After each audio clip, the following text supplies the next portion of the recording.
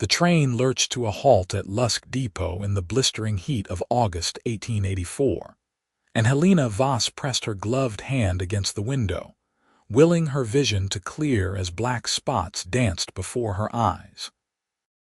She had not eaten in 3 days, having spent her last coins on the train ticket from Boston, and the relentless Wyoming sun beating through the glass made her cotton dress cling to her skin like a shroud. The platform swam before her as she gripped her battered carpet bag and forced herself to stand, knees trembling beneath her skirts as other passengers pushed past her toward the exit. She had traveled nearly 2,000 miles to marry a rancher named Thomas Whitmore, a man whose letters had promised her security and respectability, though she had never seen his face. The advertisement in the Boston Gazette had seemed like providence when her seamstress position had been eliminated, and with no family remaining after her mother's death from consumption, Helena had taken the leap into the unknown. Now, stepping down from the train onto the wooden platform, she felt the full weight of her decision as the heat wrapped around her like a suffocating blanket, and her empty stomach twisted painfully. The depot was smaller than she had imagined, just a weathered building with peeling paint, and a few scattered people waiting to collect freight or greet arriving passengers. Helena scanned the crowd for anyone who might be Thomas Whitmore, looking for a man of 40 years as his letters had indicated, but her vision kept blurring at the edges. She took another step forward, the platform tilting beneath her feet as if the whole world had decided to shift sideways. Her bag slipped from her fingers and hit the wooden boards with a dull thud. She tried to bend down to retrieve it, but her legs simply refused to cooperate anymore, and she felt herself falling forward into darkness. Strong arms caught her before she hit the ground, and she heard a deep voice calling out urgently. The world came back in fragments, the sound of boots on wood, the murmur of concerned voices, the feeling of being lifted as though she weighed nothing at all. Helena tried to open her eyes but managed only a flutter of lashes before unconsciousness pulled her under again like a tide she was too weak to fight. When awareness returned, she found herself lying on something soft, and the scent of coffee and bacon filled her nostrils so intensely that her stomach cramped with desperate hunger. She opened her eyes slowly, taking in an unfamiliar ceiling made of rough-hewn timber, and turned her head to see a small room with simple furnishings, a washstand, a chair, and a window showing the dusty main street of what she assumed was Lusk. "Easy now," that same deep voice said, and Helena turned to see a man sitting in the chair beside the bed, his hat resting on his knee. He was younger than Thomas Whitmore should be, perhaps 30 at most, with dark hair that curled slightly at his collar and eyes the color of summer grass. His face was tanned from long hours in the sun, with strong features and a concerned expression that made something in her chest tighten unexpectedly. "You gave everyone quite a scare at the depot. When did you last eat?" Helena tried to sit up, but he raised a hand gently. "Just stay put for a moment. I'm Nathan Marlowe. I own a ranch about 5 miles outside of town, and I happened to be at the depot picking up supplies when you collapsed. Doc Harrison checked you over and said you are severely undernourished but otherwise healthy. He is downstairs settling his bill at the hotel. This is the Lusk Hotel, by the way. I took the liberty of getting you a room." "I cannot pay," Helena whispered, her voice raspy from thirst and disuse. Shame burned through her, hot and uncomfortable. "I have no money left." "I did not ask you to pay," Nathan said quietly, and there was no judgment in his tone, only a straightforward kindness that made tears prick at the corners of her eyes. "Right now, you need food and rest. Everything else can wait. What is your name?" "Helena Voss." "I came from Boston to marry Thomas Whitmore. Do you know him? Was he at the depot?" Something flickered across Nathan's face, an expression she could not quite read. He was quiet for a moment before answering. Thomas Whitmore died 2 weeks ago. Horse threw him and he broke his neck. I am sorry to be the one to tell you this. The words hit Helena like a physical blow, and she pressed her hand to her mouth as the full weight of her situation crashed down upon her. She was alone in an unfamiliar territory with no money, no prospects, and now no husband waiting for her. The man she had never met was dead, and with him died any hope of the security she had traveled so far to find. I see, she managed, though her voice shook. Thank you for telling me. Nathan leaned forward, his expression earnest. Look, I know this is a terrible shock on top of everything else, but you need to eat something before we discuss what comes next. Mrs. Chen downstairs makes the best beef stew in Wyoming, and I have already asked her to bring up a tray. Once you have some food in you and have had time to rest, we can figure out what to do. You are not without friends here, even if you just arrived. Before Helena could respond, a knock sounded at the door and Nathan rose to answer it. A small Chinese woman entered carrying a tray laden with a steaming bowl of stew, fresh bread, butter, and a pot of tea. The scent made Helena's mouth water so intensely she felt dizzy again. Mrs. Chen set the tray on a small table and gave Helena a kind smile before saying something in rapid Chinese to Nathan, who nodded and replied in what sounded like passable Mandarin. Mrs. Chen patted his arm and left, closing the door behind her. She says you should eat slowly or you will make yourself sick, Nathan translated, bringing the tray over to the bedside table. He helped Helena sit up, propping pillows behind her back with a care that spoke of practice. Small bites, all right. Your stomach needs time to adjust. Helena took the spoon with trembling hands and brought the first taste of stew to her lips. The rich, savory broth with tender chunks of beef and vegetables was the most delicious thing she had ever experienced, and she had to force herself to eat slowly as instructed when every instinct screamed at her to devour it as quickly as possible. Nathan watched to make sure she paced herself, and when she started eating too fast, he gently reminded her to slow down. The simple act of being cared for by this stranger brought tears to her eyes again, and she blinked them back furiously, determined not to break down completely. "Why are you being so kind to me?" she asked between bites, genuinely confused. "You do not know me at all." Nathan was quiet for a moment, turning his hat in his hands. "My mother was a mail-order bride," he said finally. "She came from Ohio to marry my father in 1855. She used to tell me about how frightened she was when she arrived, how everything was strange and overwhelming. My father was a good man, and he took care of her, but she always said she never forgot the kindness of the other women in town who helped her adjust. When I saw you fall at the depot, I just thought about what I would want someone to do if my mother had been in that situation with no one to help her. Besides, leaving someone in need is not how I was raised. Your mother sounds like a remarkable woman." "She was," Nathan agreed, and the past tense told Helena all she needed to know. "She died 5 years ago, influenza. My father passed the year after. Some people say he died of a broken heart, and I believe them. They were devoted to each other for nearly 30 years. Helena finished the stew and half the bread before her stomach finally felt satisfied enough to stop. The food had restored some of her strength, though exhaustion still pulled at her limbs. Nathan poured her tea, which she sipped gratefully, feeling warmth spread through her chest. "What will you do?" Nathan asked gently.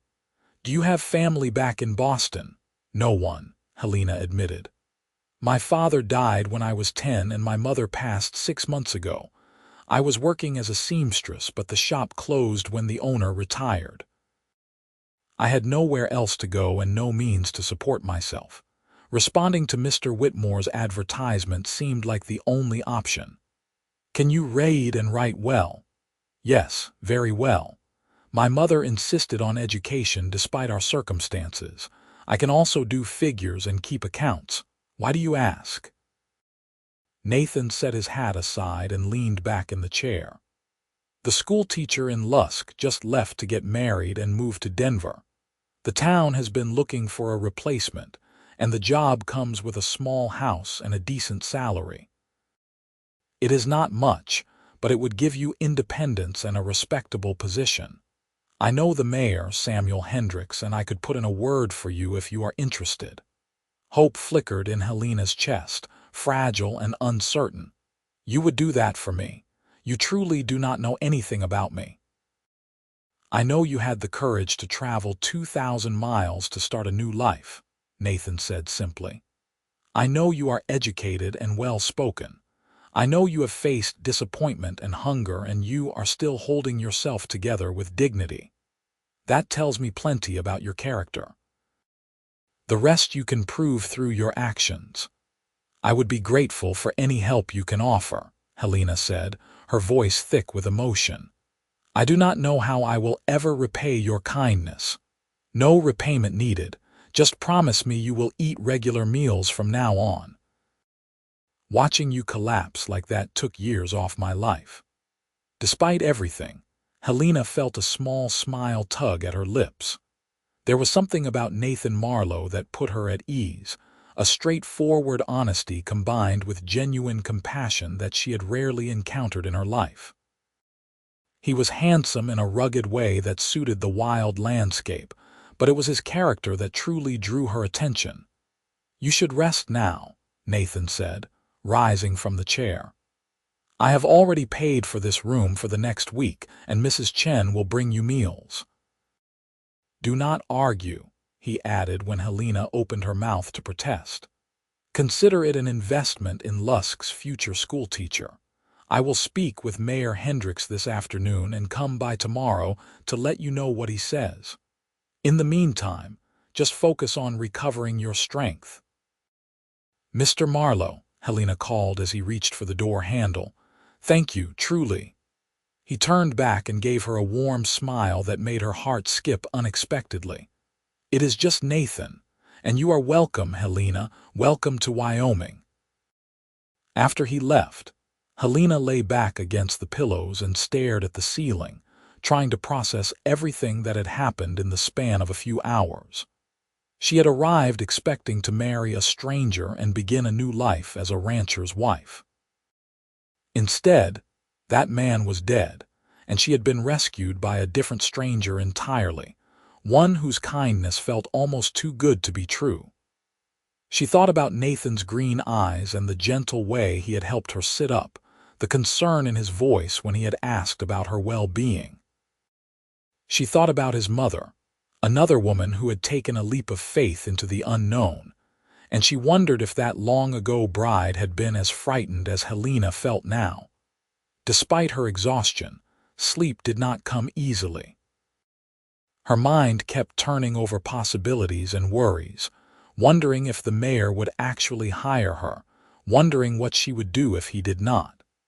But beneath the anxiety was something else, a flutter of anticipation she did not want to examine too closely. She told herself it was simply gratitude toward Nathan for his help, but some deeper, more honest part of her recognized the lie. The next day brought more rest and more food, and Helena could already feel her strength returning. Mrs. Chen brought breakfast, lunch, and dinner, each meal generous and delicious, and checked on Helena with a maternal concern that transcended their language barrier. In the afternoon, Helena washed using the basin and pitcher in her room and put on her only other dress, a simple gray cotton that was wrinkled from the journey but at least clean. She brushed out her dark blonde hair and pinned it up, studying her reflection in the small mirror above the washstand. Her face was too thin, her cheekbones too prominent, and there were shadows under her blue eyes, but at least she looked somewhat presentable. When the knock came at her door just as the sun was beginning to set, her heart jumped into her throat. She opened it to find Nathan standing there, his hat in his hands and an encouraging smile on his face. "Good news," he said. "Mayor Hendricks wants to meet you tomorrow morning at 10. I told him about your qualifications, and he is very interested. The schoolhouse has been closed for 3 weeks now, and parents are getting anxious about their children's education." "That is wonderful," Helena breathed, relief washing over her. "Thank you so much, Nathan. I do not know what I would have done without your help." "You would have figured something out," Nathan said with confidence. "You are resourceful, but I am glad I could make things a little easier. How are you feeling today? You have more color in your face." "Much better. Mrs. Chen has been feeding me wonderfully and I have been resting. I feel almost human again." "Good. Would you like to take a walk? It is a pleasant evening and I thought you might like to see a bit of the town before your meeting tomorrow. No pressure if you would rather rest." Helena realized she desperately wanted to spend more time with Nathan, and she nodded perhaps too eagerly. "I would like that very much. Let me get my shawl." They walked down the stairs together and out onto the main street of Lusk. The town was small but had a sense of permanence to it, with well-built structures and signs of prosperity. Nathan pointed out the various establishments as they strolled: the general store, the bank, the saloon, the blacksmith, the doctor's office, and the small white church at the end of the street. "The schoolhouse is just behind the church," Nathan explained. "It is a single room, but it is well maintained. About 20 children attend, ranging from age 6 to 14. The older ones help teach the younger ones sometimes, which has been how they have been managing since Miss Peterson left." "I have never taught before," Helena admitted nervously. "I hope I will be adequate to the task." "You will be more than adequate," Nathan assured her. "The children just need someone patient and knowledgeable, and you are both of those things. I can tell. You seem very confident in your assessment of my character based on such a brief acquaintance." Nathan glanced at her, something warm and indefinable in his expression. "Sometimes you just know things about people. Call it instinct." They walked in comfortable silence for a few moments, and Helena found herself very aware of Nathan's presence beside her. The way his long stride shortened slightly to match her pace. The way he positioned himself between her and the street, as if to protect her from passing horses or wagons. The evening air was cooler than the afternoon heat had been, and the sky was beginning to turn shades of orange and pink as the sun descended toward the horizon. "Tell me about your ranch," Helena said, genuinely curious. "What do you raise?" "Cattle mostly, and some horses." "I have about 300 head of cattle and 20 horses at the moment.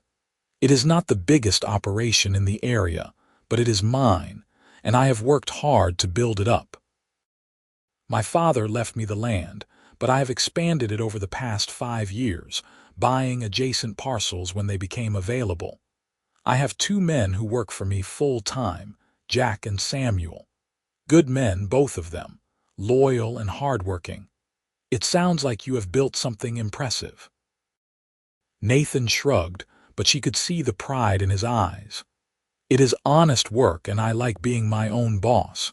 There is something satisfying about working the land, seeing tangible results from your effort. Though I will admit, it gets lonely sometimes. The ranch is far enough from town that I do not see people as much as I might like." "Surely you must have courted someone," Helena said, then immediately felt her cheeks heat with embarrassment. "Forgive me, that was far too personal a question." "No, it is all right," Nathan said easily. "I have not really had time for courting. Building up the ranch took all my energy and resources for the past few years, and the few eligible women in town, well, we never quite suited each other. My mother used to worry I would end up a confirmed bachelor, and she was probably right to worry." Helena wanted to say that she found it hard to believe someone like Nathan had remained unattached, but she kept the thought to herself. They had reached the edge of town, where the buildings gave way to open prairie, and Nathan gestured to a bench someone had placed to overlook the landscape. "Want to sit for a moment? The sunset is usually pretty spectacular from here." They sat together, and Helena was struck by the vast openness before her. The prairie stretched out endlessly, rolling grassland dotted with sage and the occasional stand of trees along what must be a creek bed. The sky seemed impossibly large compared to the narrow strips visible between Boston's buildings, and the colors were intensifying as the sun sank lower, brilliant oranges and reds and purples that looked almost unreal. "It is beautiful," Helena murmured. "So different from anything I have known." "Do you miss Boston?" Helena considered the question honestly. "I miss certain things. Familiar streets, the ocean, the way the city had a rhythm to it, but there was nothing really tying me there anymore. No people, no future. Here, at least, there is possibility." "That is all any of us can ask for," Nathan said quietly. "A chance at something better."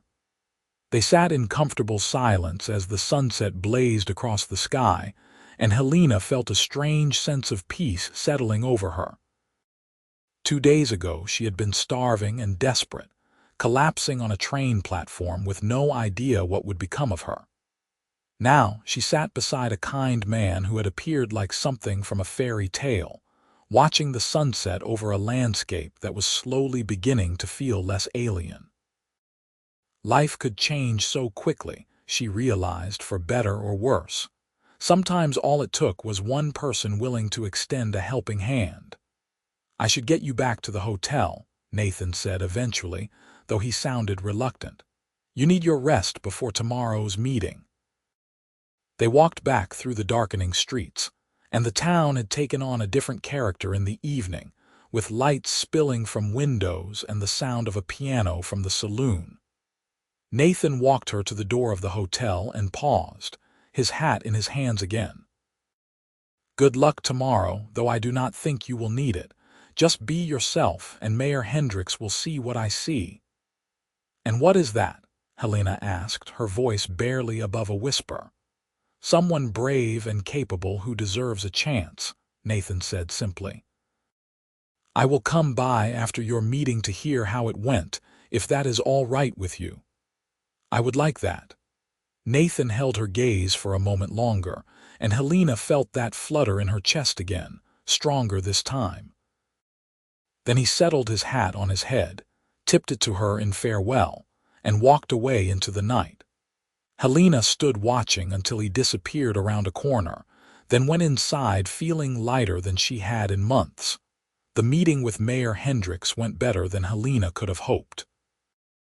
The mayor was a portly man in his 50s with a shrewd but kind face, and he asked her about her education, her experience with children, and her reasons for coming to Wyoming. Helena answered honestly, explaining about her mother's death and the loss of her position, about responding to Thomas Whitmore's advertisement, and about Nathan's kindness in helping her when she arrived. The mayor listened carefully, occasionally making notes on a piece of paper. "Mr. Marlowe spoke very highly of you," Mayor Hendricks said when she finished. "Nathan is a respected member of this community and his word carries weight. However, I must make my own judgment. Would you be willing to demonstrate your knowledge? I would like to hear you read and see a sample of your handwriting." Helena agreed readily, and the mayor provided her with a newspaper and paper and pen.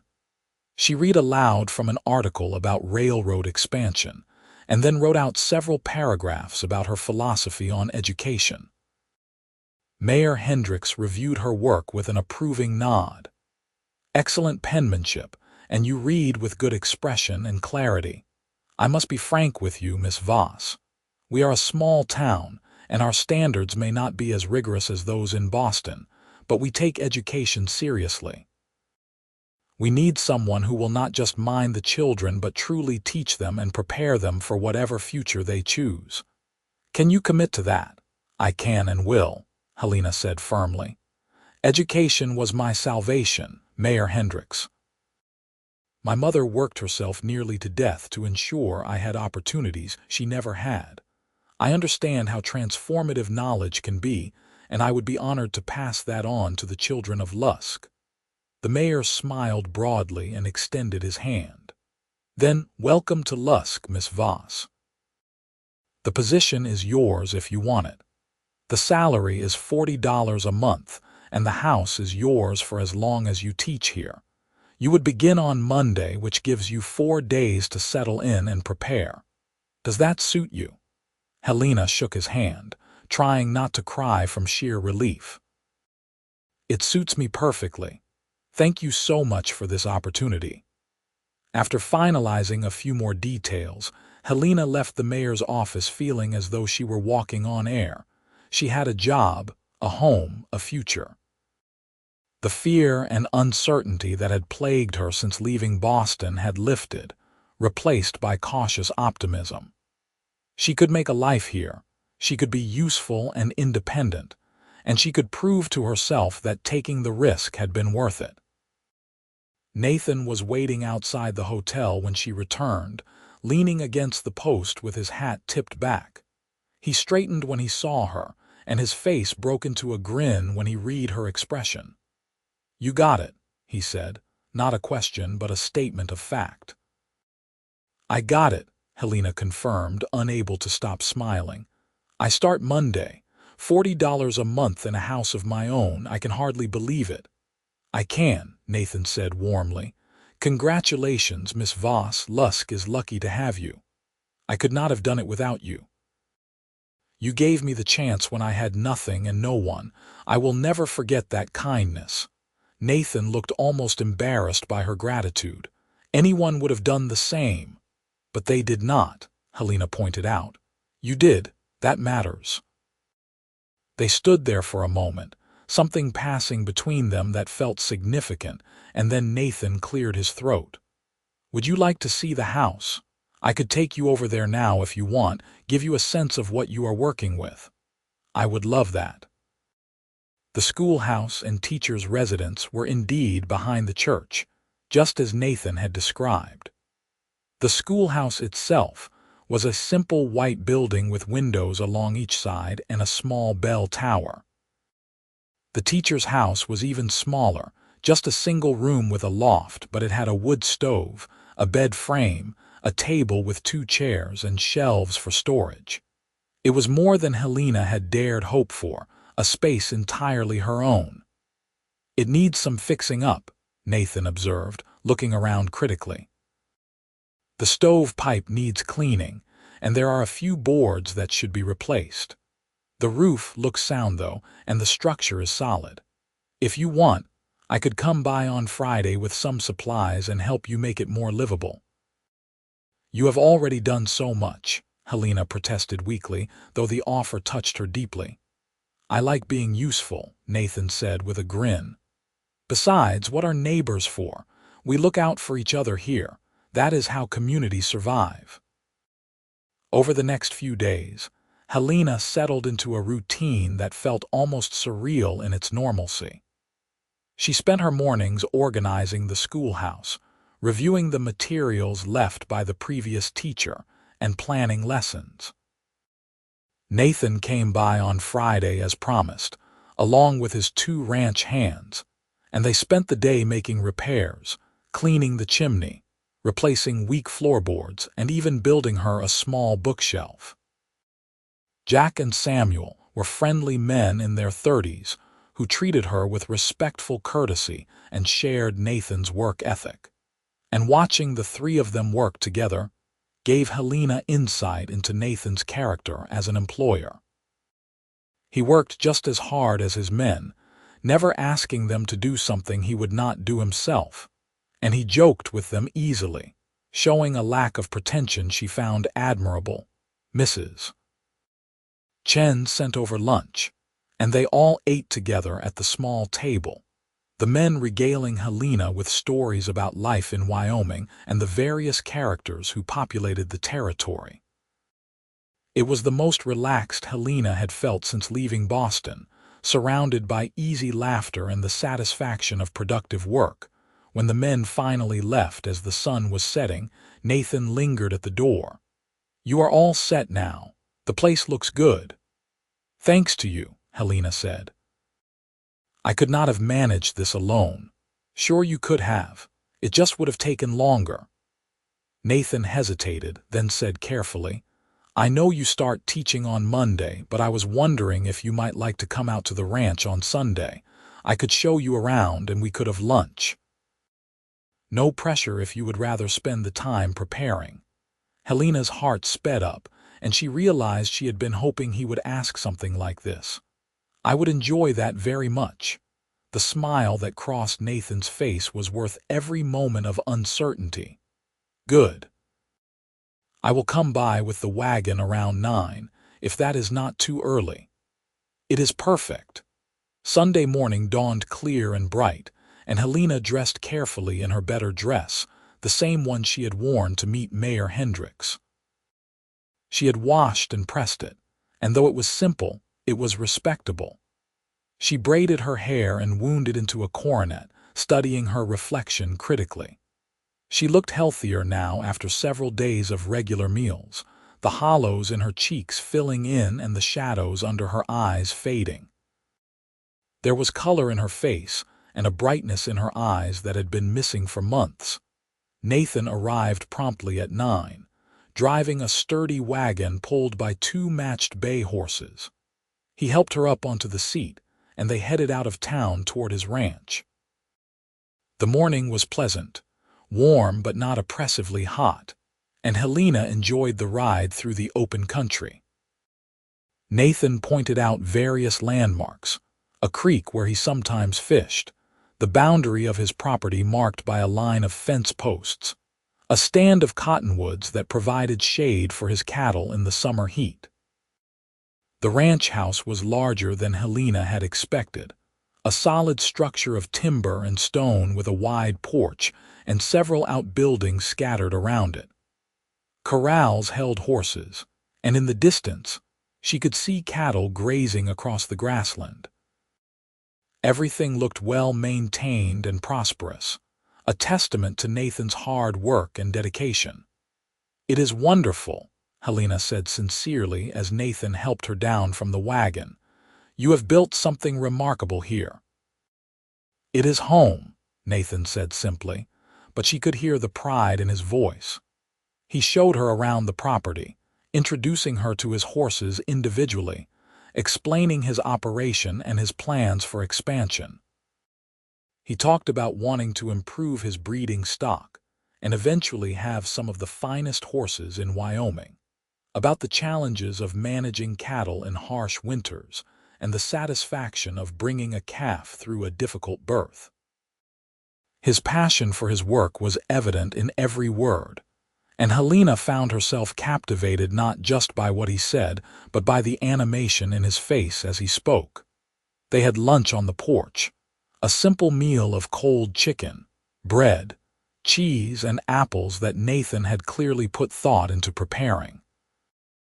They talked for hours, conversation flowing easily between them as they shared stories about their lives, their dreams, their losses. Nathan spoke about his parents with obvious love, describing his mother's determination to create a beautiful home in the wilderness and his father's quiet strength. Helena told him about her own mother, about the sacrifices she had made to give Helena opportunities, about the guilt Helena sometimes felt for being unable to save her from the consumption that had claimed her life. "You cannot hold yourself responsible for things beyond your control," Nathan said gently. "Your mother made her choices out of love, and honoring her memory means living the life she wanted for you. That is all any parent can hope for." "Is that what you want?" Helena asked. "To be a parent someday." Nathan looked out across his land, his expression thoughtful. "I always assumed I would have a family eventually. This place feels too big for just one person sometimes, but I want it to be right, you know. I want to find someone I can truly partner with, someone who loves this life as much as I do. My parents had that, and I will not settle for less." Helena understood exactly what he meant. She had agreed to marry Thomas Whitmore out of desperation, not love, and though she tried not to judge her past self too harshly, she knew she deserved better than a marriage of mere convenience. She wanted what Nathan described, a true partnership built on mutual respect and affection. As the afternoon wore on, they walked down to the creek that bordered Nathan's property, and Helena sat on a flat rock while Nathan skipped stones across the water. It was such a simple, peaceful moment, and Helena realized with startling clarity that she was happy. Not just content or relieved, but genuinely happy for the first time in longer than she could remember. And it was because of the man standing beside her, this cowboy who had caught her when she fell and had been steadying her ever since. "Nathan," she said softly, and he turned to look at her. "I need you to know how much these past few days have meant to me. You have shown me kindness I did not expect and did not deserve, and you have given me a chance at a new life. Whatever happens from here, I will always be grateful." Nathan sat down on the rock beside her, close enough that their shoulders almost touched. "You did deserve it, Helena. You deserved every bit of kindness and more, and I hope you know that I did not do any of this out of pity or obligation. I helped you because I wanted to, because from the moment I caught you at that depot, I felt something I could not quite explain. These past few days, getting to know you, I have felt it even more strongly. You are remarkable, and I am honored to know you." Helena turned to face him fully, her heart pounding. "What are you saying?" "I am saying that I am interested in courting you, if you would be amenable to that. I know it is fast, and I know you came here expecting something entirely different, but I cannot help how I feel. You intrigue me and inspire me, and I want to know you better, but only if that is something you want too. I will not pressure you." Helena felt tears prick her eyes, but they were good tears, tears of joy and relief and possibility. "I want that very much," she whispered. "I have been trying not to hope for exactly that, because it seemed too good to be true, but yes, Nathan. I would be honored to have you court me." The smile that broke across Nathan's face was radiant, and he reached out tentatively to take her hand. His palm was calloused from work but warm, and Helena laced her fingers through his, feeling the rightness of it settle into her bones. They sat there by the creek holding hands as the water burbled past, and the sun moved slowly across the sky, and Helena knew with absolute certainty that her life had just changed irrevocably for the better. The courting that followed was the happiest time of Helena's life. She threw herself into teaching with enthusiasm, quickly winning over the children with her patience and creativity. She discovered she loved teaching, loved seeing the moment when a difficult concept suddenly made sense to a student, loved the questions and curiosity of young minds. The parents appreciated her dedication, and she quickly became a valued member of the community. Nathan visited town several times a week, always finding reasons to stop by the schoolhouse or her cottage. He brought her small gifts, wildflowers he had picked on his way into town, a book he thought she might enjoy, jars of preserves that Jack's wife had made. They took walks together in the evenings, exploring the area around Lusk and talking about everything under the sun. He told her about his dreams for the ranch, and she shared her hopes for her students. They discovered they both loved reading and spent evenings taking turns reading aloud to each other. Nathan introduced her to his favorite spots, a hill where you could see for miles, a hidden grove where wild roses bloomed, an overlook where the sunset was particularly spectacular. The physical attraction between them grew alongside their emotional connection.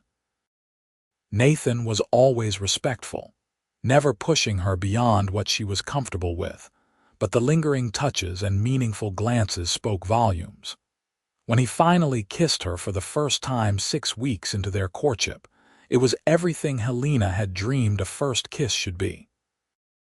They had been walking back from church, and Nathan had pulled her gently into the shadow of a building, his hand cupping her cheek as he bent his head to hers. The kiss was tender and searching, and when they broke apart, both were breathing hard. "I am falling in love with you," Nathan said, his voice rough with emotion. "I need you to know that." "I am falling in love with you too," Helena confessed, her hands resting on his chest where she could feel his heart pounding. "I think I have been since you caught me at the depot." "Will you marry me, Helena? I know we have not been courting long, but I know my own heart. I want to build a life with you, have children with you, grow old with you. I want you as my partner in every way." Helena felt tears streaming down her cheeks, but she was smiling so hard her face hurt. "Yes, Nathan. Yes, I will marry you." They were married 6 weeks later in the small white church with what seemed like the entire town in attendance. Helena wore a dress she had sewn herself from fabric Nathan had insisted on buying for her, a beautiful cream silk with lace at the collar and cuffs. She had never felt more beautiful in her life than when she saw Nathan's face as she walked down the aisle, the love and awe in his expression making her feel treasured beyond measure. The wedding was simple but joyful, with a reception at the hotel where Mrs. Chen had outdone herself with the food. People danced and laughed, and Mayor Hendricks gave a speech about how Helena had become an integral part of Lusk in just a few short months. Jack and Samuel jokingly warned Helena about Nathan's snoring and his tendency to work too hard, and Nathan retaliated by revealing embarrassing stories about both of them. It was warm and wonderful, and Helena felt embraced by this community that had become her home. That night, Nathan carried her over the threshold of the ranch house, and they finally came together as husband and wife. Nathan was gentle and attentive, making sure Helena felt cherished and safe as they explored this new dimension of their relationship. Afterward, they lay tangled together in Nathan's bed, which was now their bed, and Helena felt a sense of completeness she had never experienced before. "Happy," Nathan murmured, pressing a kiss to her temple. "Happier than I ever imagined possible," Helena said honestly. "Thank you for catching me, Nathan, in every possible way." "Thank you for trusting me too," Nathan replied, tightening his arms around her. "You are the best thing that ever happened to me, Helena Marlowe." Helena tested her new name silently and found it perfect. She had come to Wyoming as Helena Voss, a desperate woman with no prospects and no hope. Now she was Helena Marlowe, a wife and teacher with a future stretching bright before her. Life had a way of surprising you, she thought drowsily as sleep pulled her under. Sometimes your train brought you exactly where you needed to be, even when nothing turned out as you had planned. The first year of their marriage was an adjustment, learning to share space and make decisions together, learning each other's rhythms and habits. Helena continued teaching, though she resigned from her position when she became pregnant 6 months after the wedding. The pregnancy was difficult at times, with morning sickness that lasted well into the afternoon and aches that made her constantly uncomfortable. But Nathan was endlessly patient, rubbing her feet and back, preparing ginger tea to settle her stomach, reading to her when she was too tired to do anything but lie in bed. Their first child was born in the spring of 1886, a squalling, red-faced boy they named Henry Vincent Marlowe. Nathan cried when the doctor placed Henry in his arms, overcome with emotion at the reality of this tiny life he and Helena had created together. Helena watched through exhausted, happy tears as her husband stared down at their son with such love and wonder that her heart felt too full for her chest. "He is perfect," Nathan whispered. You are perfect. How did I get so lucky? We got lucky, Helena corrected softly. Both of us.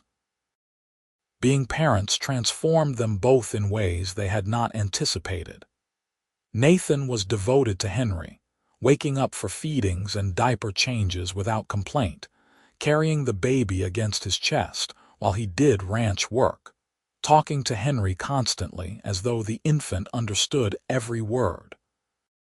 Helena discovered reserves of patience and protectiveness she had not known she possessed, and she understood for the first time the sacrifices her own mother had made out of love. When Henry was 6 months old, Helena began teaching again part-time, with Nathan caring for the baby when she was at the schoolhouse and Mrs. Chen watching him when both parents were occupied. The arrangement worked well, and Helena found she missed teaching when she was away from it. She loved being a mother, but she also loved the intellectual stimulation and sense of purpose her work provided. Their second child, a daughter they named Grace, arrived 2 years after Henry. She was calmer than her brother had been, with Nathan's green eyes and Helena's blonde hair, and she had a sunny disposition that won everyone over immediately. Henry was fascinated by his baby sister and wanted to help with everything, bringing diapers when they were needed and singing to her when she cried. Life settled into a comfortable rhythm, the seasons marked by the cycles of ranch work and the school year, by birthdays and holidays and small everyday joys. Nathan's ranch continued to prosper, and he was able to hire more help, which gave him more time to spend with his family. Helena eventually stopped teaching full-time, focusing instead on tutoring students who needed extra help and occasionally substituting when needed. She and Nathan talked about having more children, but they were in no rush, content with the 2 they had and the life they had built together. The years passed in a blur of happiness punctuated by the normal challenges of any life: sick children and harsh winters and occasional financial worries. But through it all, Helena and Nathan faced everything together, the partnership they had both wanted proving strong and enduring. They argued sometimes, as any couple did, but they always talked through their disagreements with honesty and respect, never letting anger fester. When Helena turned 33, Nathan surprised her by taking her on a trip to Cheyenne for a long weekend, leaving the children with Jack and his wife. It was the first time they had been alone together for more than a few hours since Henry was born, and they reveled in the freedom to be just a couple again, instead of parents. They stayed in a nice hotel, ate in restaurants, attended the theater, and made love without worrying about little voices calling for them in the night. "Do you ever regret it?" Nathan asked one evening as they lay in bed. "Answering that advertisement and coming here. Everything that happened." Helena propped herself up on her elbow to look at him. "The only thing I regret is that Thomas Whitmore had to die for us to meet. I hate that someone lost their life even if I never knew him, but regret coming here. Regret falling in love with you. Never. Not for a single moment. You gave me everything I did not even know I wanted, Nathan. A home, a family, a purpose, and a love I will cherish until my dying day. How could I possibly regret that?" Nathan pulled her down for a kiss that still held all the passion and tenderness of their early days. "I love you so much, Helena. You transformed my life in ways I cannot even articulate. That day at the depot when you fell and I caught you, I think something in me recognized that you were going to be everything. And I was right. We were both right," Helena murmured. "We found each other exactly when we needed to." They added 2 more children to their family over the next few years, another son named David and finally another daughter named Rose. The ranch house was full of noise and laughter, sticky hands and scraped knees, bedtime stories and family dinners. Helena sometimes thought about the girl she had been, stepping off that train so frightened and alone, and she wished she could go back and tell that girl that everything was going to be all right, better than all right. She wished she could tell her that the kind cowboy who caught her would become the love of her life, that the wild, open landscape would become home, that the desperate leap into the unknown would lead to more happiness than she had ever thought possible. But she could not go back, could only move forward, and as she looked around at the life she and Nathan had created together, she knew she would not change a single thing. Every hardship, every moment of fear and uncertainty had been worth it to arrive here, surrounded by love and laughter in the home she and Nathan had built on their 20th wedding anniversary. Nathan gave her a locket containing tiny photographs of their 4 children. "I wanted you to always carry them close to your heart," he said, fastening it around her neck. "The family we made together." Helena touched the locket, then reached up to cup Nathan's face. "Thank you for catching me all those years ago. Thank you for feeding me and caring for me and loving me. Thank you for every single day since." "Thank you for letting me," Nathan replied, kissing her softly. "Thank you for choosing me, for building this life with me, for being my partner in everything. I would catch you 1,000 times over, Helena, every single time." They stood together on the porch of their home, watching the sun set over the prairie just as they had on their first outing together. Henry was 20 now, working the ranch alongside his father and courting a local girl. Grace was 18 and planning to attend teacher's college, following in her mother's footsteps. David at 14 was still deciding what he wanted to do with his life, torn between ranching and medicine. And Rose at 12 was wild and free, riding horses like she was born to it and dreaming of adventure. The ranch had grown to over 1,000 acres, employing a dozen men during peak season. Nathan's horses were now among the most sought after in Wyoming, and his cattle operation was thriving. Helena had returned to teaching full-time once Rose started school, and she had become something of an institution in Lusk, beloved by students and parents alike. They had weathered droughts and blizzards, economic downturns and personal losses, but through it all their love had remained steady, the foundation upon which everything else was built. "You remember what you said to me that first day?" Helena asked. "When I was so ashamed about having no money and you said you did not ask me to pay," Nathan smiled. "I remember. You looked so lost and frightened, but there was steel underneath. I could see it even then." "You saw more in me than I saw in myself," Helena said. "You gave me the chance to become the person I was meant to be. I will love you forever for that, Nathan Marlowe." "And I will love you forever for being brave enough to take that chance," Nathan replied, "for stepping off that train and into a new life, for trusting a strange cowboy who caught you when you fell." They kissed as the sun painted the sky in brilliant colors, 2 people who had found each other against all odds and built something beautiful and lasting. In the house behind them, their children laughed over some shared joke, and from the corrals came the sound of horses nickering. The wind carried the scent of sage and grass, that distinctly Wyoming smell Helena had come to love. She had arrived in Lusk with nothing but a battered carpet bag and fading hope, a mail-order bride who had fainted from hunger at the depot. Nathan had caught her, fed her well, and shown her that sometimes the worst moments lead to the greatest blessings. She had thought she was coming to marry a stranger and start a new life, and in a way she had done exactly that. But the stranger had been Nathan instead of Thomas Whitmore, and the life she had started was richer and fuller than anything she could have imagined. As stars began to appear in the darkening sky, Helena leaned against her husband's solid warmth and sent a silent thank you to whatever providence had brought her to this place, to this man, to this beautiful, unexpected life.